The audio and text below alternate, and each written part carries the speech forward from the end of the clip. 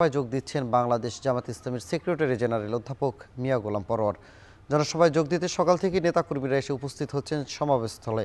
এ নিয়ে বিস্তারিত জানাতে সেখান থেকে যুক্ত হচ্ছেন সহকর্মী আজিজুল সঞ্চয়। গোলাম পরোয়ার কি সমাবেশস্থলে পৌঁছেছেন কিনা বিস্তারিত জানাবেন, আর সেই সাথে নেতাকর্মীদের ঢল কেমন দেখছেন?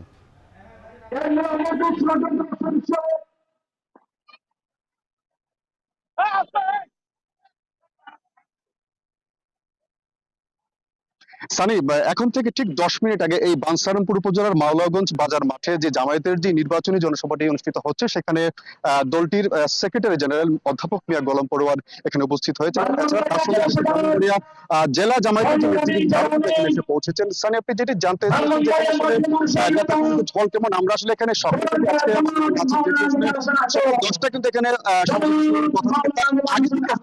এখানে এই যে দলটির যে বিভিন্ন পর্যায়ে অর্থাৎ জেলা উপজেলা এবং বিভিন্ন ইউনিয়ন থেকে যে নেতৃবৃন্দ আছে তারা কিন্তু এখানে বিভিন্ন মিছিল নিয়ে তারা আসতে শুরু করে এবং বেলা অর্থাৎ এই সমাবেশটির আনুষ্ঠানিকতা শুরুর আগেই কিন্তু এই মাঠটি পুরো একেবারে কিন্তু প্রায় কানায় কানায় পরিপূর্ণ হয়ে ওঠে। আসলে আমরা কিন্তু যেটি দেখতে পেয়েছি যে এখানে পুরুষদের তুলনায় কিন্তু এখানকার যে নারী যে নেতৃবৃন্দ আছে জামায়াত ইসলামের বিভিন্ন ওয়ার্ড বা ইউনিয়ন পর্যায়ে, তারাও কিন্তু এখানে স্বতঃস্ফূর্তভাবে কিন্তু অংশগ্রহণ করেছেন। এবং একটু জানা রেখেছেন এখানে ব্রাহ্মণবাড়িয়া 86 যিনি প্রার্থী আছেন মাওলানা মোহাম্মদ মহসিন, তার সমর্থনে কিন্তু আজকে এখানে এই জনসভাটি অনুষ্ঠিত হচ্ছে।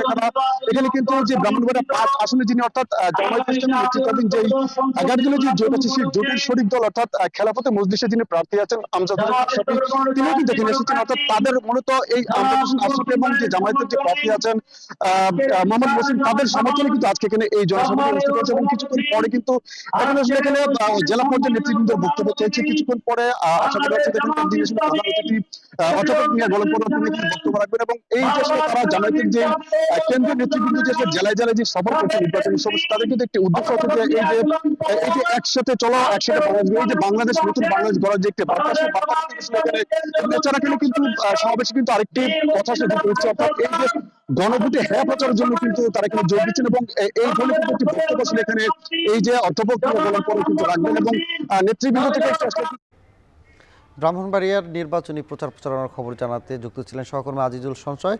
এখন জনপদে নিচ্ছে আরও একটি বিরতি।